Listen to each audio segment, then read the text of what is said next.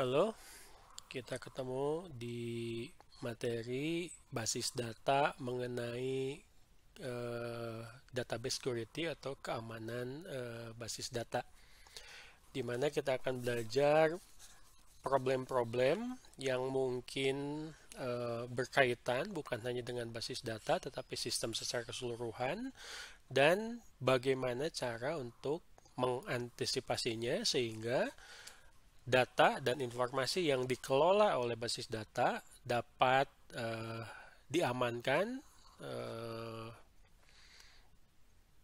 digunakan oleh orang yang berhak. Baik, kita mulai. Security atau keamanan ini adalah mengacu kepada kegiatan dan langkah-langkah untuk menjamin kerahasiaan, integritas, ketersediaan sistem informasi dan asetnya yang utama yaitu data. Ya, seperti yang kita ketahui bahwa jika berkaitan dengan aset perusahaan, apapun bentuknya, itu harus bisa diamankan, harus bisa dilindungi dari tangan yang akses yang tidak berhak. Jadi mengamankan database membutuhkan pendekatan yang komprehensif secara menyeluruh dalam perusahaan.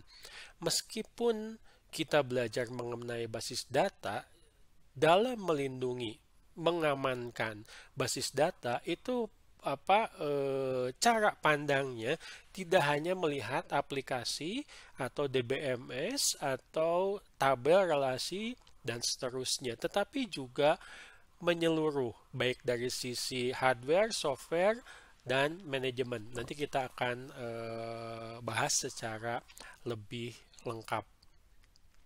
Ini merupakan salah satu tugas seorang database administrator. Jadi selain mengelola data, juga harus mengamankan data. Ya, dia bisa meskipun cakupannya hanya ke aplikasi, basis data, dan database secara keseluruhan, tetapi juga dalam perusahaan, khususnya di IT department, dia harus bisa juga bekerja sama dengan pihak-pihak untuk apa yang tadi kita sebutkan sebagai mengamankan aset perusahaan secara komprehensif. Jadi tujuan dari keamanan ini ada disingkat menjadi CIA. Ini bukan Dinas Intelijen Amerika ya, tetapi singkatan dari confidentiality, integrity, dan availability. Kita bahas satu-satu. Sebelum ini gambarnya merupakan segitiga, artinya dalam keamanan informasi ketiga aspek ini tidak bisa dipisahkan. Tidak bisa hanya melihat ke integrity saja tanpa mempedulikan availability. Tidak hanya mempedulikan integrity dan availability, tetapi tidak mempedulikan confidentiality. Ini tiga-tiganya harus lengkap. Yang pertama adalah confidential, itu artinya rahasia ya. Jadi confidentiality itu adalah kerahasiaan, bahwa data itu secara umum harus dilindungi dari akses yang tidak sah, tidak berhak, dan tidak berwenang. Kerahasiaan memerlukan pengamanan data terhadap pengungkapan informasi yang akan melanggar hak privasi seseorang atau organisasi. Contoh, data mengenai personalia di dalam sebuah organisasi biasanya sangat dilindungi. Ya, jadi tidak setiap orang bisa melihat data tersebut. Contoh misalkan data mengenai keluarga, data mengenai gaji, data mengenai bonus yang didapat. Itu adalah contoh-contoh bagaimana data tersebut dilindungi. Tidak boleh itu disebarkan di dalam organisasi, apalagi sampai keluar organisasi. Jadi harus diklasifikasikan menurut tingkat kerahasiaan. Yang pertama adalah sangat terbatas, ya, sangat sedikit orang yang memiliki akses. Istilahnya apa ya? Top secret mungkin ya. Lalu ada rahasia, hanya kelompok tertentu yang memiliki akses, dan terbatas. Ya, misalkan datanya ini memang boleh diakses oleh semua pihak yang ada di dalam organisasi atau perusahaan, tetapi tetap tidak boleh diakses oleh pihak dari luar organisasi. Baik, itu yang dimaksud dengan kerahasiaan. Lalu yang kedua adalah integrity. Integrity atau integritas, ya, berkaitan dengan menjaga data yang konsisten. Mungkin ini sudah berulang kali ya kita bahas bahwa basis data itu setelah dilakukan transaksi dari kondisi konsisten, dilakukan transaksi kembali lagi ke kondisi konsisten. Tentu saja kembali ke kondisi konsisten itu adalah bebas dari kesalahan atau anomali, ya.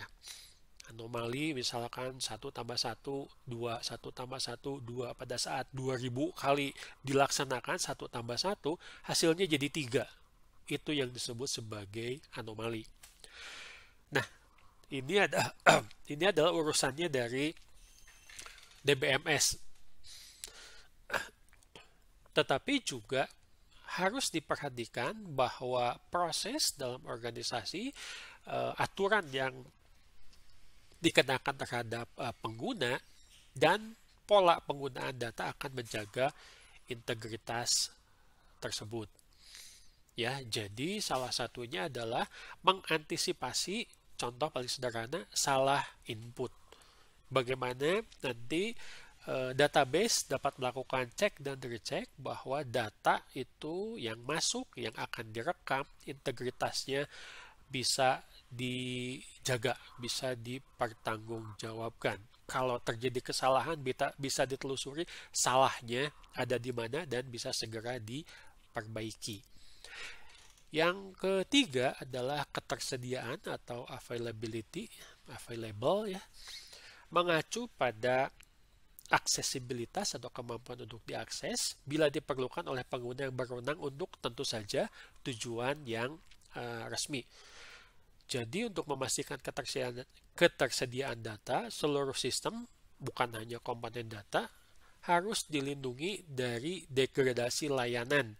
Degradasi itu adalah penurunan layanan. Misalkan penurunan dalam layanan kecepatan akses, waktu. Ya, pada saat sedikit user yang menggunakan, cepat. Pada saat banyak user yang menggunakan, terjadi banyak transaksi, tetap bisa dijaga kecepatan tersebut tidak sampai terjadi degradasi atau menjadi lebih lambat. Nah, ini gangguan bisa dari internal di dalam organisasi yang menggunakan DBMS tersebut atau mungkin juga eksternal, ya. Misalkan ada data yang dari luar ternyata bermasalah di komunikasi data. Oke, nah itu yang basic utama ya, CIA itu Anda harus paham. Jadi kenapa kita harus fokus kepada database security?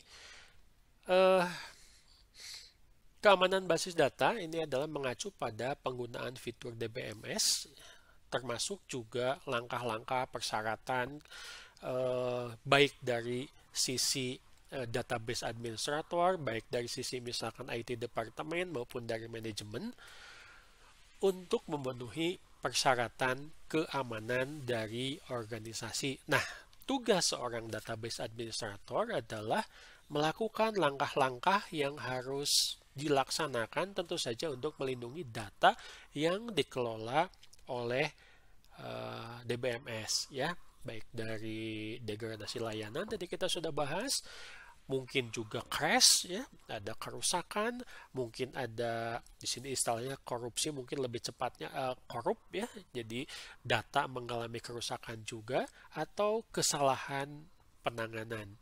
Itu yang menjadi perhatian dari seorang database administrator di bidang keamanan basis data.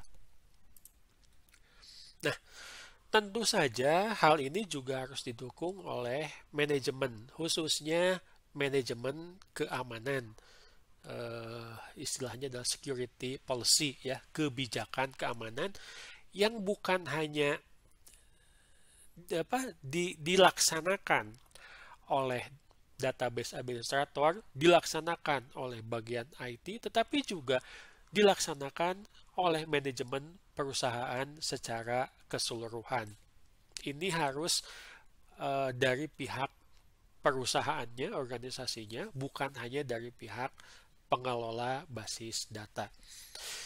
Jadi yang dimaksud dengan security policy ini adalah kumpulan standar, kebijakan, dan prosedur yang dibuat untuk menjamin keamanan sistem dan memastikan audit dari kepatuhan. Contoh paling sederhana misalkan bahwa pengguna yang akan akses data memanfaatkan database management system itu harus dikenai aturan memiliki password. Ini tidak bisa hanya dihimbau oleh database administrator, tapi harus diwajibkan. Jadi dari kebijakan tersebut ada pengawasan, ada juga misalkan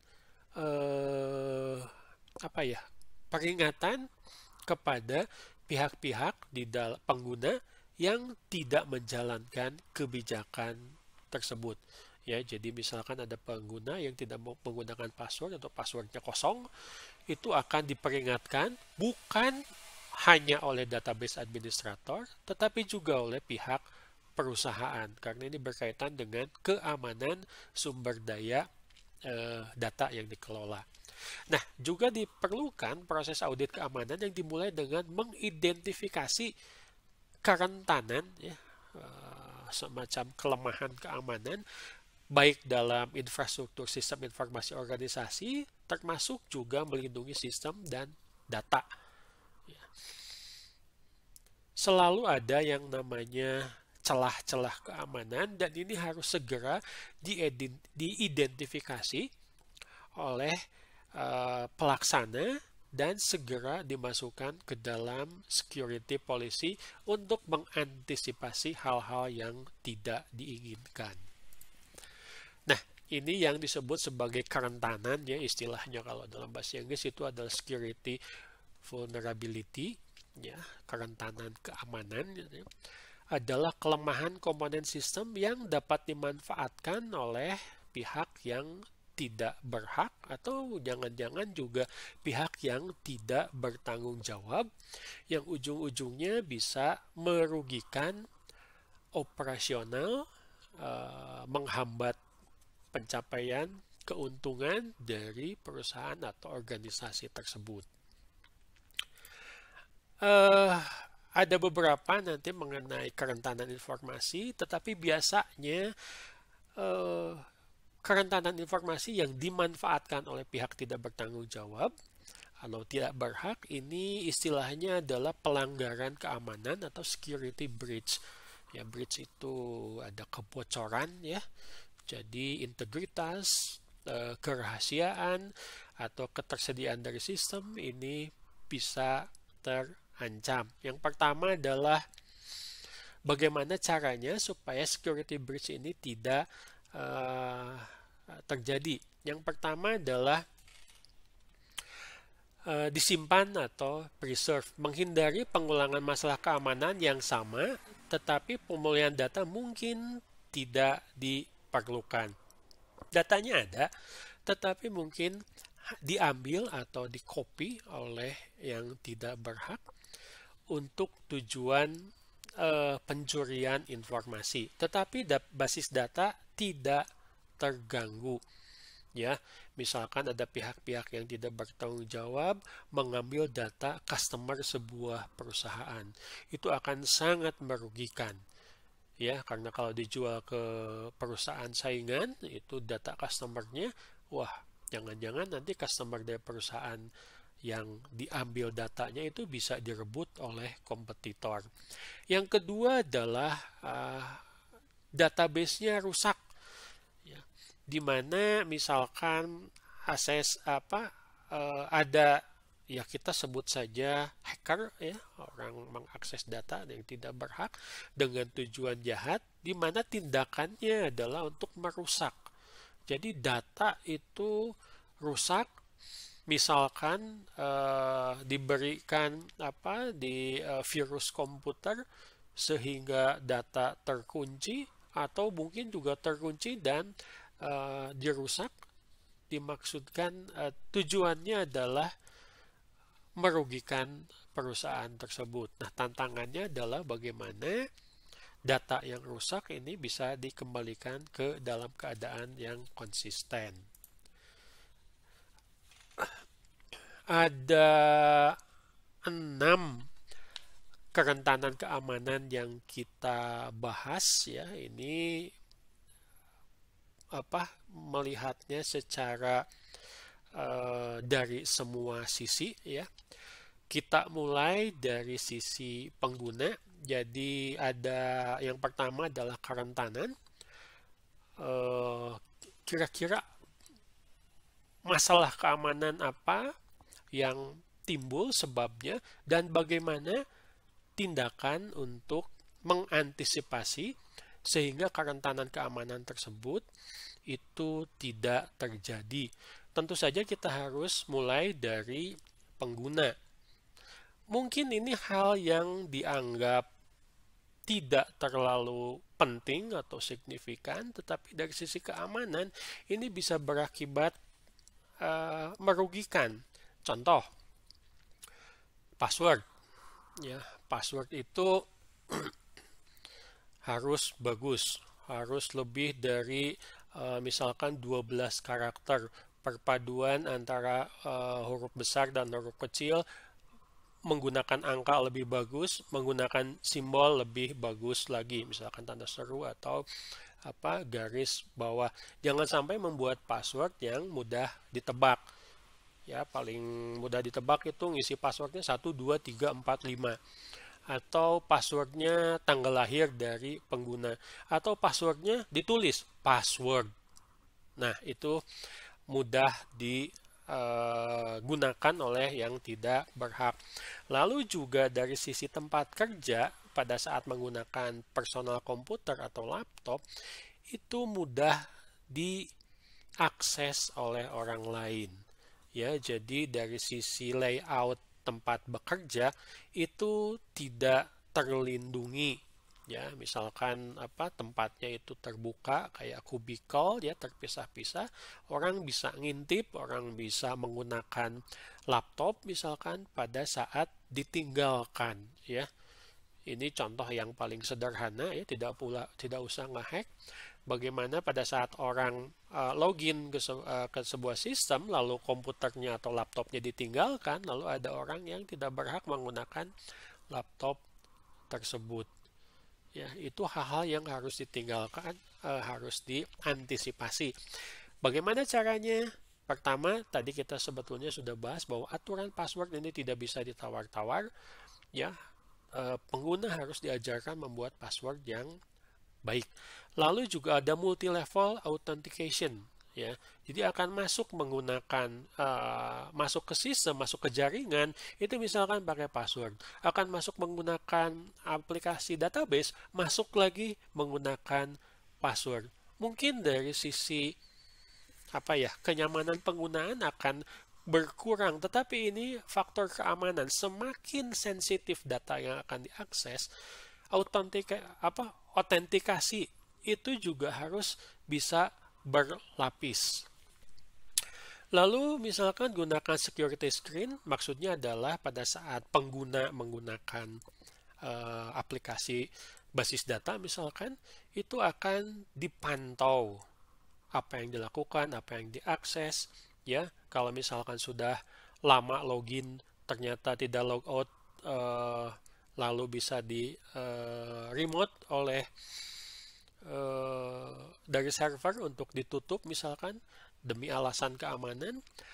Lalu juga mengajarkan kepada pengguna mengenai pentingnya perlindungan data, ya, data sensitif. Dan yang terakhir adalah mungkin juga di ruang kerja atau tempat-tempat yang dianggap sensitif aspek keamanannya disediakan security camera atau CCTV. Itu dari sisi pengguna. Dari sisi yang kedua, untuk kerentanan keamanan adalah mengawasi server dan workstation, ya. Mungkin juga di sini adalah kalau misalkan ada yang membawa laptop. Yang pertama adalah yang jadi problem dalam keamanan, pengguna dengan mudah mengcopy data. Ini harus diantisipasi. Lalu satu PC atau personal komputer ini bisa digunakan oleh banyak orang. Problem juga. Lalu mungkin masalah listrik. Dan yang ketiga adalah tentu saja yang sulit untuk dihindari, yaitu force majeure atau bencana alam. Jadi tindakan keamanan yang harus dilakukan, yang pertama adalah ada aturan untuk copy data. Data tidak boleh di-copy, dilindungi. Jadi kalau mau copy data itu harus sepengetahuan database administrator, itu juga harus ada izin tertentu dari misalkan supervisornya pengguna. Dan tidak setiap orang itu boleh copy data. Ya, copy data di sini adalah termasuk misalkan print out data-data yang sensitif sehingga bisa disebarkan ke pihak yang tidak berhak. Lalu juga buat aturan untuk penggunaan PC, ya, sebaiknya satu PC itu digunakan oleh satu pengguna yang bertanggung jawab, tidak boleh pindah-pindah. Ada security lock. Kalau ada masalah listrik, ada masalah bencana alam, ada backup data, mungkin juga disediakan UPS, ya, uninterruptible power system, ya, supaya nanti pada saat ada masalah dengan listrik, server masih bisa jalan, data bisa di backup. Lalu bencana alam, nah ini sulit, ya, kalau misalkan sampai dengan gedung rusak, terus server juga mengalami kerusakan. Bagaimana caranya? Menggunakan tes sistem terhadap kejadian bencana. Apakah misalkan membuat backup datanya tidak di tempat yang sama? Misalkan menggunakan layanan cloud computing. Itu untuk kerentanan keamanan server dan workstation. Yang ketiga, ini adalah dari operating system. Apapun sistem operasi yang berjalan di atas database management system. Ya, kerentanannya ini sepertinya juga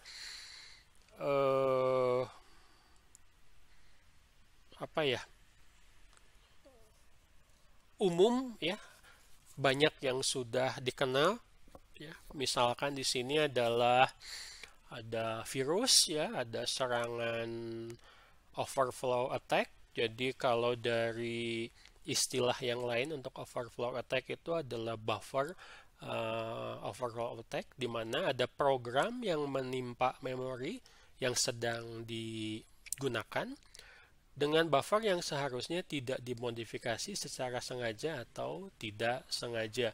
Ya, jadi memori yang diserang sehingga terjadi overflow, sistem menjadi degradasi seperti yang tadi kita bahas, menjadi melambat atau bahkan berhenti sama sekali.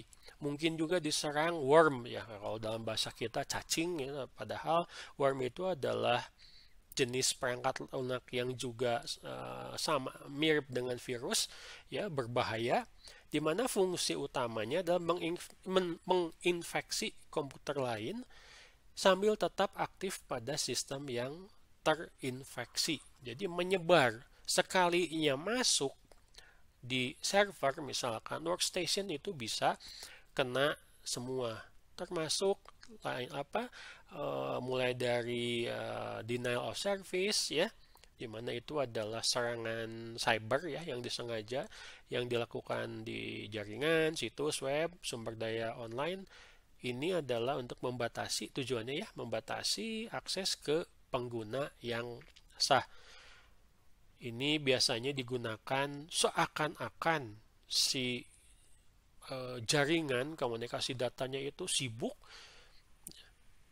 jadi menjadi beban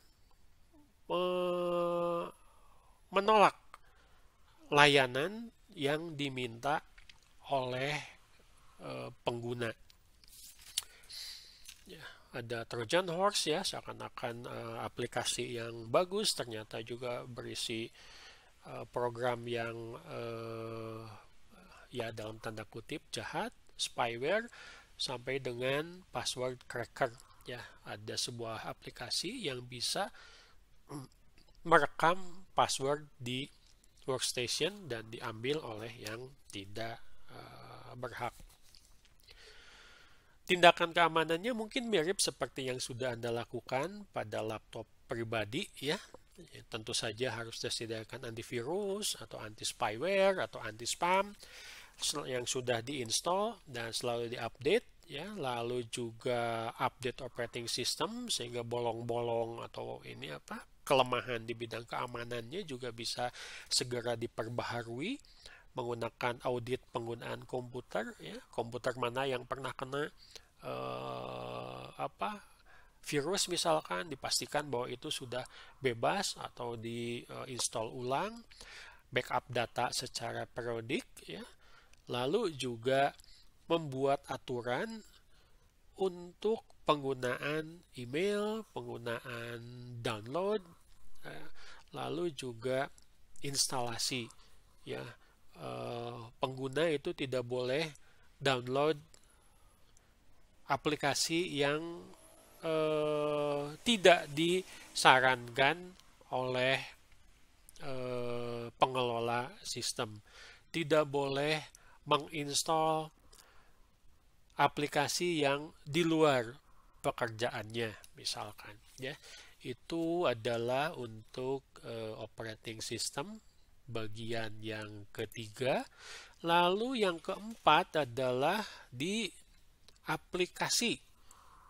Tentu saja di sini adalah aplikasi basis datanya. Yang pertama, masalah keamanannya itu adalah memang di aplikasinya ada kelemahan, ada defect atau cacat. Ya, ini kita istilahnya itu ada bugs.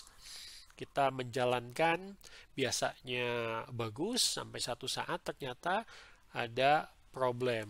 Misalkan mau melakukan transaksi, layanan menjadi lama. Termasuk juga ada SQL injection. Nanti kita akan bahas sebagai studi kasus ya, untuk khusus untuk SQL injection. Lalu ada session hijack ya, atau session hijacking, pembajakan sesi, ini istilahnya mungkin ya, di mana sesi transaksi dari basis data yang valid ini digantikan oleh akses yang tidak sah ya ke layanan sistem komputer. Lalu selanjutnya adalah kelemahan aplikasi. Contohnya input yang tidak divalidasi ya. Input yang salah ketik, yang salah persyaratannya ternyata masih bisa direkam ke dalam tabel atau field.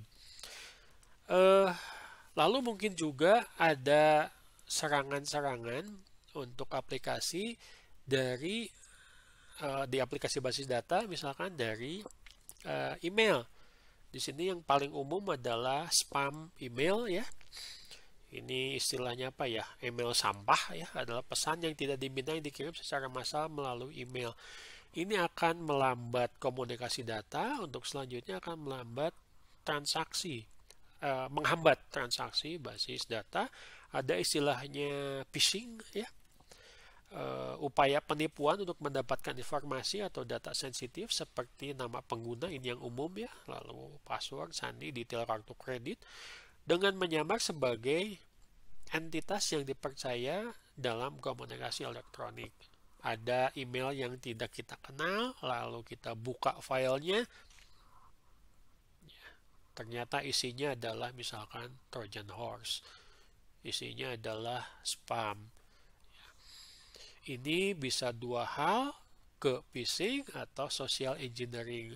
Kita mendapat email pengguna seakan-akan dari pihak yang terpercaya, ternyata itu adalah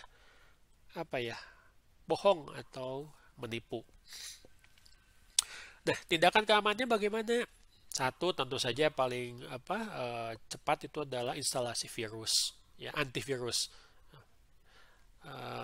update, lalu juga sering melakukan tes aplikasi, lalu dalam dalam programmingnya juga menyiapkan semacam secure coding atau kode-kode yang berkaitan dengan keamanan, misalkan untuk memastikan bahwa input itu misalkan harus selalu divalidasi, jika tidak maka tidak boleh di save dulu. Lalu ini juga penting untuk diajarkan ke pengguna mengenai social engineering atau rekayasa sosial. Jangan terlalu percaya misalkan untuk membuka email dari yang tidak dikenal atau yang mungkin sudah dikenal tapi tetap saja harus waspada. Salah satunya adalah misalkan dengan memanfaatkan antivirus khusus untuk email. Itu kerentanan keamanan di aplikasi.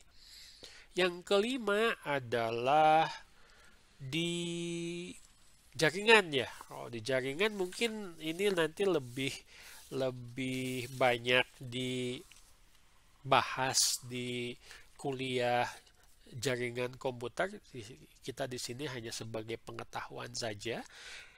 Istilah-istilahnya di sini ada IP spoofing ya, Internet Protocol spoofing. Ini juga seakan-akan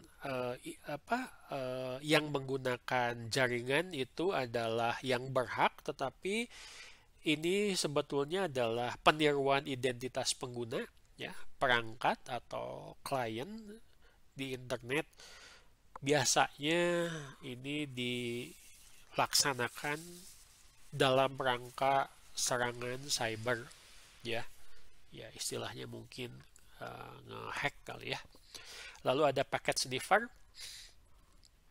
bisa perangkat keras, bisa perangkat lunak yang digunakan untuk memantau jaringan, tetapi juga memeriksa dan mengambil data-data penting antara satu komputer dengan komputer lain yang tersambung dalam jaringan. Ada serangan hacker ya, misalkan sebuah website yang memakai database mendadak tidak bisa menggunakan databasenya karena diserang oleh hacker ya. Dalam beberapa kasus itu datanya disandera oleh orang yang memang berniat tidak baik atau jahat.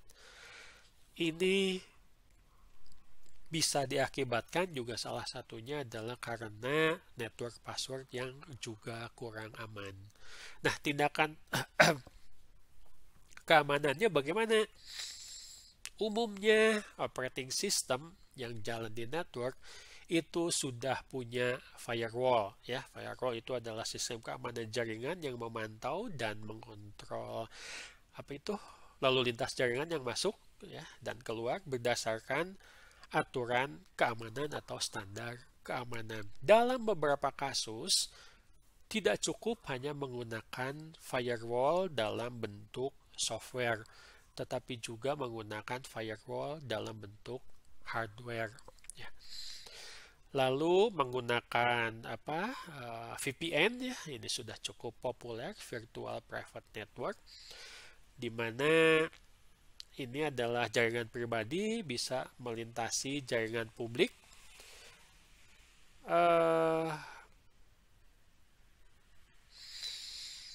Memungkinkan pengguna untuk mengirim dan menerima data melalui jaringan bersama atau publik seolah-olah perangkat komunikasi mereka terhubung langsung ke jaringan pribadi ya. Contohnya misalkan untuk keamanan bisa menggunakan bukan internet ya, tetapi intranet. Dimana kalau akan nyambung ke internet itu harus mendapat izin khusus atau dalam pengawasan, sehingga kerentanan yang tadi disebutkan bisa monitor, diawasi terus. Lalu ada yang namanya intrusion detection system atau sistem deteksi intrusi. Ini adalah perangkat atau aplikasi perangkat lunak yang memantau jaringan atau sistem untuk aktivitas yang berbahaya atau mungkin juga melanggar security policy yang sudah dicanangkan oleh pihak perusahaan. Penggunaan jaringan juga harus diawasi terus-terusan ya. Jangan sampai nanti misalkan di luar jam kerja ternyata masih ada akses. Nah, bagaimana caranya? Ya jaringan jika sampai dengan misalkan contoh jam kerja sudah berakhir, jaringan ditutup. Tidak ada yang berhak masuk. Jadi kalau ada yang mencoba masuk, itu pasti pihak-pihak yang memang membahayakan keamanan. Ya. Ini juga penting pengawasan kegiatan jaringan. Nah, kerentanan yang terakhir tentu saja setelah tadi aplikasi dan komunikasi basis data, ini adalah mengenai datanya sendiri. Jadi yang pertama adalah data terbuka, siapa saja bisa mengakses. Data bisa diakses dari jauh, ya, dari menggunakan internet.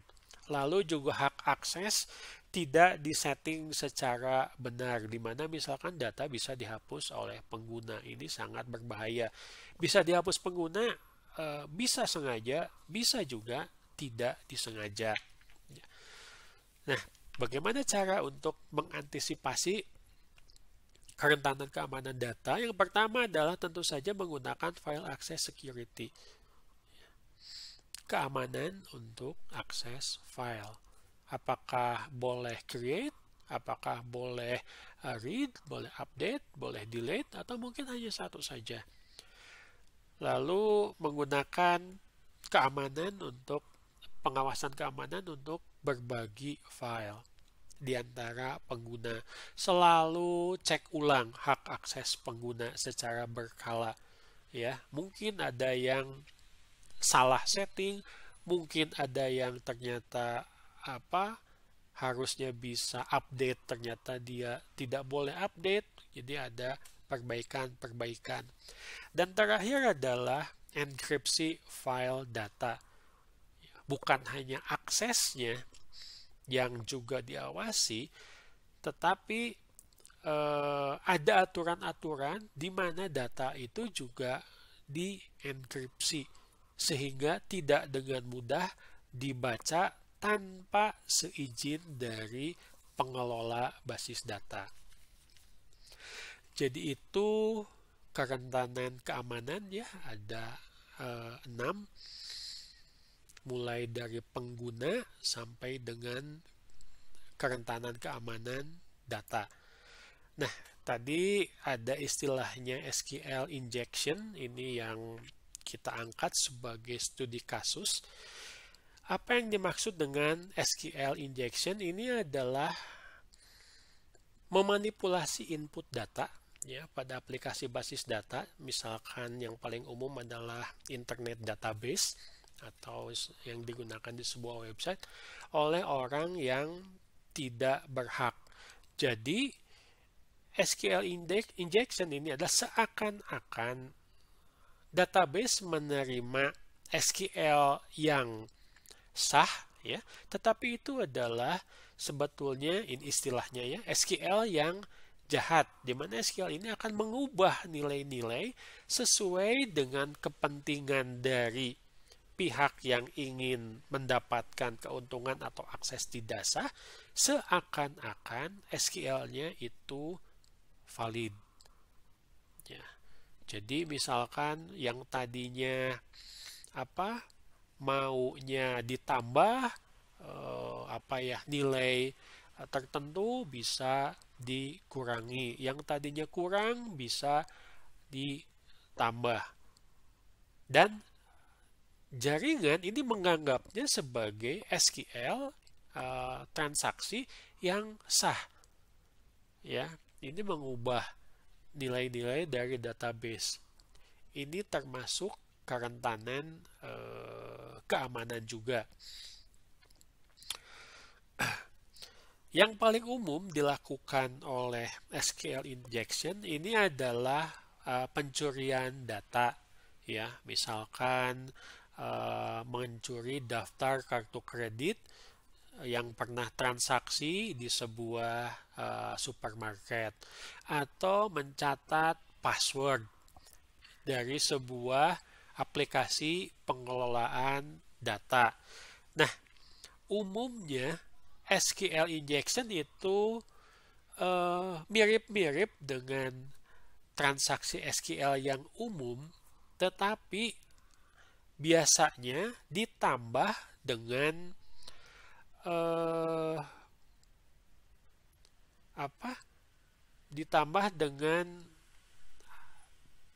membetulkan pernyataan yang tadinya false menjadi true.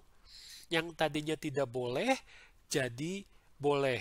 Yang tadinya tidak boleh di-copy menjadi boleh di-copy. Yang tadinya tidak boleh di-delete menjadi boleh di-delete, misalkan, di mana tujuannya di sini adalah untuk mengekstrak data tertentu. Ya, tentu saja ini adalah data-data yang memang ya dalam tanda kutip mau dicuri oleh pihak-pihak yang tidak bertanggung jawab. Bagaimana caranya kita mengantisipasi SQL injection? Betul bahwa tadi kita sudah membahas kerentanan keamanan dalam jaringan, di mana misalkan di sini jaringan ini sudah dilengkapi dengan firewall, ya, bahkan dalam bentuk hardware. Tapi ternyata firewall ini digunakan hanya untuk melindungi web server dan application server. Sementara SQL injection ini akan dianggap sebagai transaksi yang sah, sehingga tetap bisa masuk ke database sistem. Nah, caranya adalah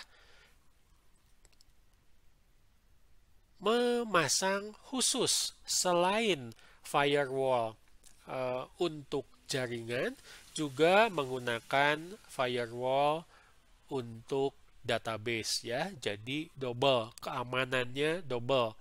Ya. Meskipun nanti ada SQL injection yang lolos dari web application firewall, ini tidak akan lolos dari database firewall. Itu cara untuk mengantisipasi serangan yang dikenal sebagai SQL injection. Nah, Anda menggunakan phpMyAdmin.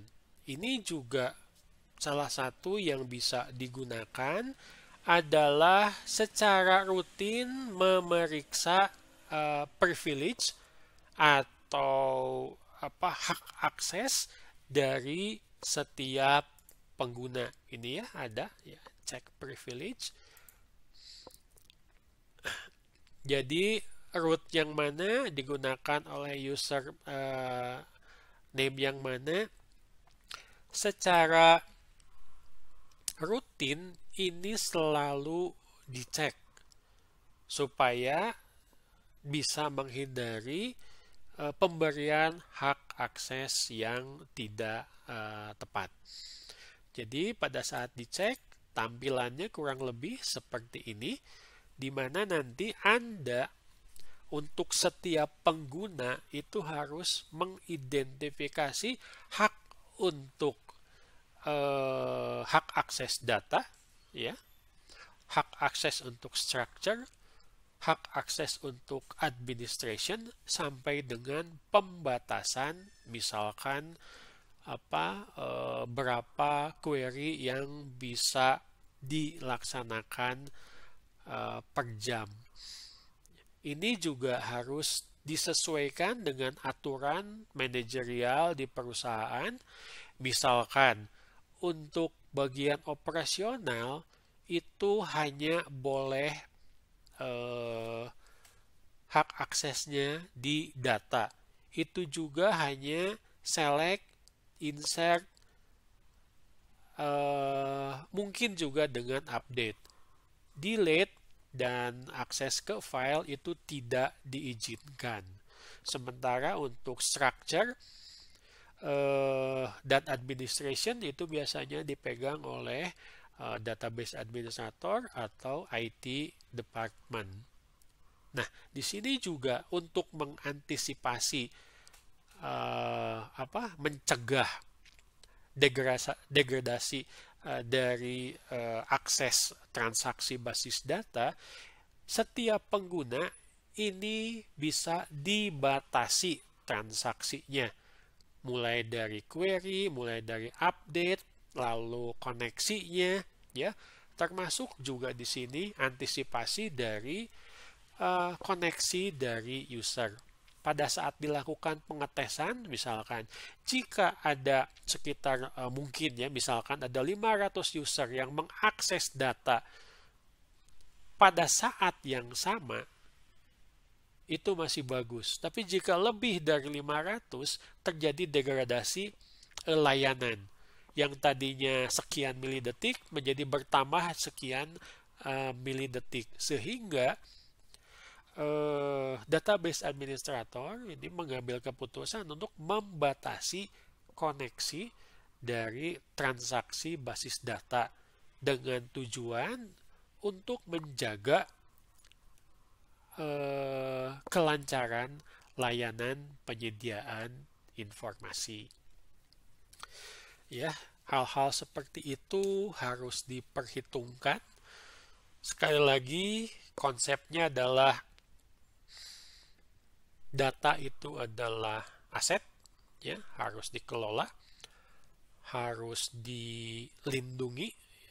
Kita harus melihat ke aspek utama dari database security, yaitu CIA, tadi kita sudah bahas, termasuk juga Anda harus memahami bahwa semua aspek dalam penggunaan database management system itu harus bisa diantisipasi kerentanannya, ya, lalu bisa dilaksanakan langkah-langkah untuk mencegah terjadinya kebocoran data. Oke, itu materi kita mengenai database security. Kita cukupkan dulu. Silahkan dipelajari ulang, ya. Itu adalah bagian dari tanggung jawab seorang database administrator. Oke, sampai ketemu di video selanjutnya.